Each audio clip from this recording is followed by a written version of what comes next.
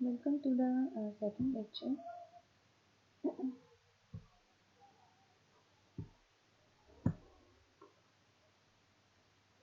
In the DBT for DBT technology, subject is the exercise physiology. And second topic in this subject which is the homeostasis. So सबसे पहले हम define करेंगे कि homeostasis हमारे पास क्या है. The term homeostasis is derived from the two Greek words homeo, which means unchanging, and stasis, which means standing. यहाँ पर हमारे पास जो टू टर्म्स यूज हुए हैं होमियोस्टेसिस में, होमियो का मतलब है कि एक चीज़ जिसका अनचेंज मीन चेंज ना होना, एंड स्टेटस मीन कि वो एक कंडीशन में स्टैंडिंग रहती है, मीन नॉट चेंज, ठीक है, वो सेम कंडीशन में सेम हालत में रहना. होमियोस्टेसिस हमारे पास बेसिकली वही फिनोमिना है जिसमें हमारे पास एक चीज़ या कोई भी कंडीशन जो है तो वो एक सेम हालत में रहती है या वो अपने आप को नैरो लिमिट्स में सिर्फ चेंज करती है. बेसिकली होमियोस्टेसिस हमारे पास किसी भी कंडीशन का, किसी भी चीज़ का सेम हालत में रहना.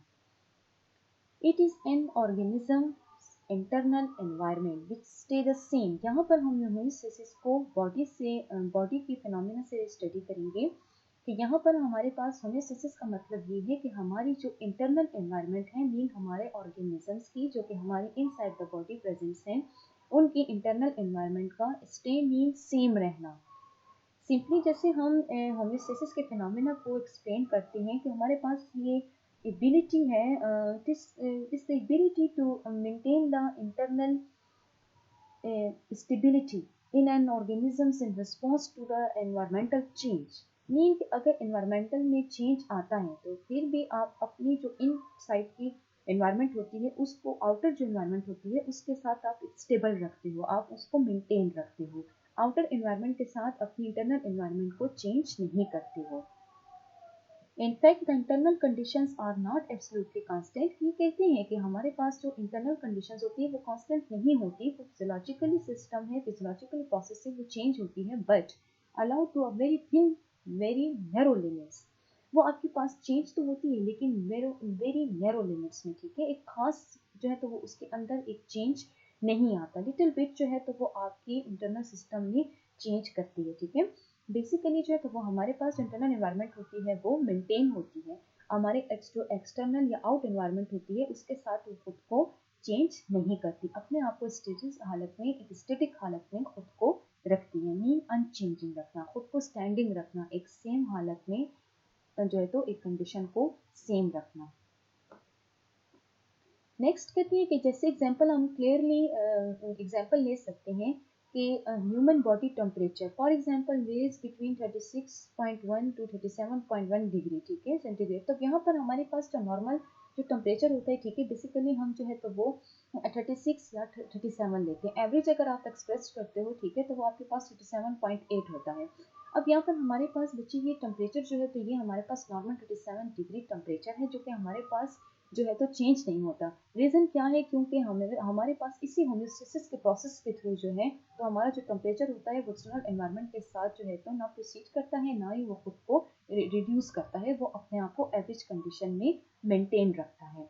सो a better definition of the homeostasis, the maintenance of the internal environment within narrow limits, ठीक है, अपने इंटरनल एनवायरनमेंट को नैरो लिमिट्स बहुत कम जो है तो एक्सटर्नल एनवायरनमेंट के साथ चेंज करना. मीन नॉर्मल कंडीशन में जो है, लाइक अगर आप एग्जांपल्स लेते हैं, ठीक है, तो आप ले सकते हो जैसे हमारे पास समर सीजन होता है या विंटर सीजन होता है, ठीक है, तो दोनों सीजन्स में जो हमारी जो बॉडी का इंटरनल टेम्परेचर होता है, ठीक है, वो मेंटेन रहता है. किसके थ्रू मेंटेन रहता है, यही जो हमारे पास होमियोस्टेसिस का प्रोसेस है इसी के थ्रू जो है तो हमारे पास जो इंटरनल जो एनवायरनमेंट होता है उसको हम मेंटेन रखते हैं तो विद द एक्सटर्नल एनवायरनमेंट. यहाँ पर आपके पास इस छोटी सी एग्जांपल में देखिए, ठीक है, टेम्परेचर रेगुलेशन की अभी भी मैंने आपको कहा है कि बेस्ट एग्जांपल हमारे पास होमियोस्टेसिस की हम ले सकते हैं, वो हमारे पास टेम्परेचर रेगुलेशन है. अब देखिए यहाँ पर बताते हैं the body response to the changes to maintain homeostasis, ठीक है, टू हॉट तो हमारे पास अगर विंटर समर सीजन होता है तो टू हॉट मीन एनवायरनमेंट बहुत ज़्यादा गर्म होती है, तो we sweats in order to cool down. तो इसके हमारे पास होम्योस्टेसिस में क्या होता है कि हमारे पास जो है तो गर्म एनवायरनमेंट में हमारी बॉडी से स्वेटिंग स्टार्ट हो जाती है, मीन पसीना निकलना शुरू हो जाता है। और इसका रीज़न क्या होता है कि गर्मी में जो हमारे पास इंटरनल जो एनवायरनमेंट है वो कूल रहती है, ठीक है। अब ऐसे देख लें, हैप्पी हम होते हैं कब, जब हमारे पास ऑप्टिमल ऑप्टिमल नॉर्मल रेंज जो है तो या बैलेंस टेम्परेचर होता है। जब विंटर सीजन आता है too cold we shiver in order to warm up, ठीक है। हमारी बॉडी ये दोनों एग्जांपल्स हैं तो हमने अपनी डेली लाइफ में जो है तो इसको हर किसी ने जो है इसको एक्सपीरियंस किया होता है, ठीक है। बेटर नो कि हमारे पास जो कोल्ड इन्वायरमेंट होती है तो वहाँ अब हमारे पास हम शिवर करते हैं, ठीक है, हमारी बॉडी इस तरह शिवरिंग करती है। तो इन ऑर्डर टू क्या होता है, खुद को वार्म अप करना।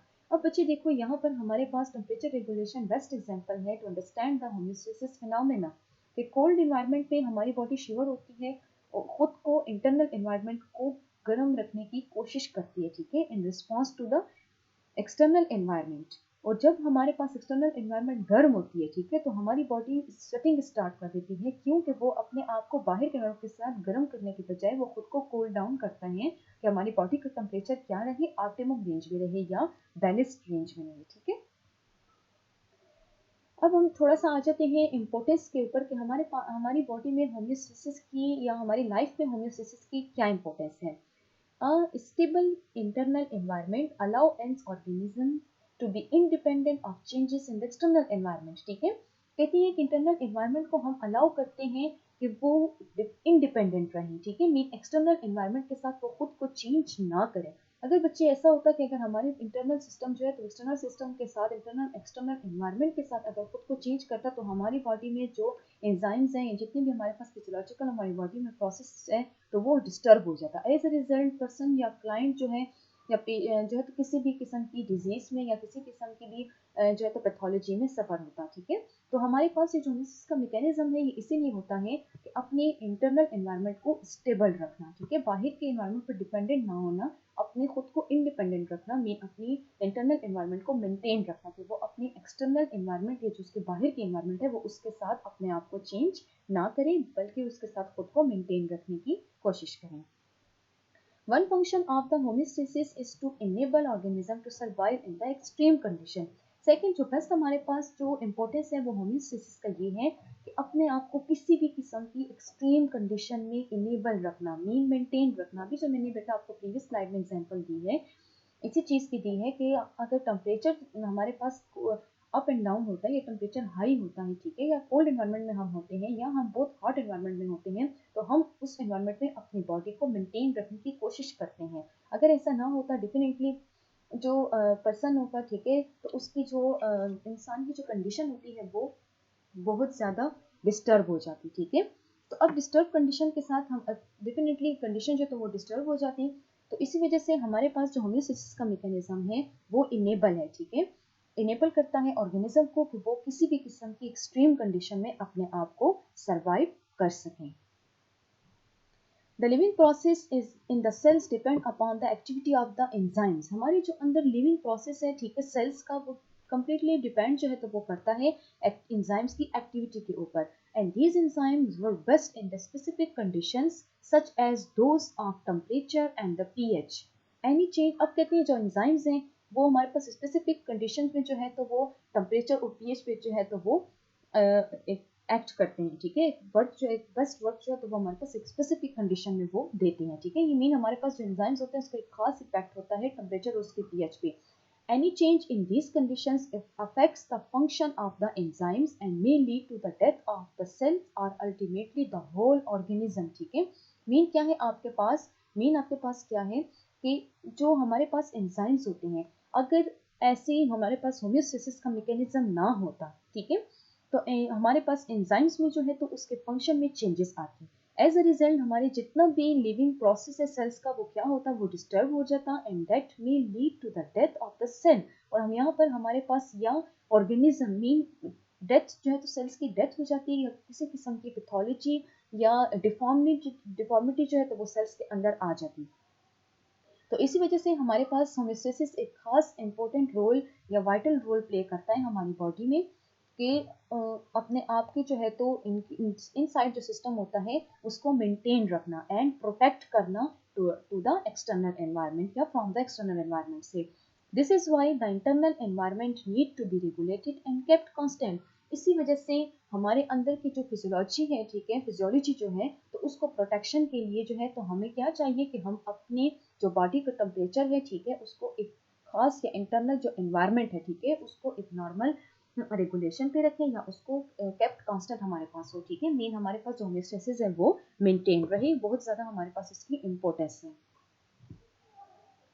यहाँ पर थोड़ा सा डायग्राम में आपको बताया हुआ है, ठीक है। When we get too hot, तो हम क्या करते हैं जब हम एक विंटर हॉट सीजन में होते हैं, ठीक है, तो हमें कोशिश करनी चाहिए we move into the shade, ठीक है, कि हमें ऐसे इन्वायरमेंट में जाना चाहिए कि जो हमारे पास शेड में हो, कि हमारा जो बॉडी टेम्परेचर है वो कूल हो जाए।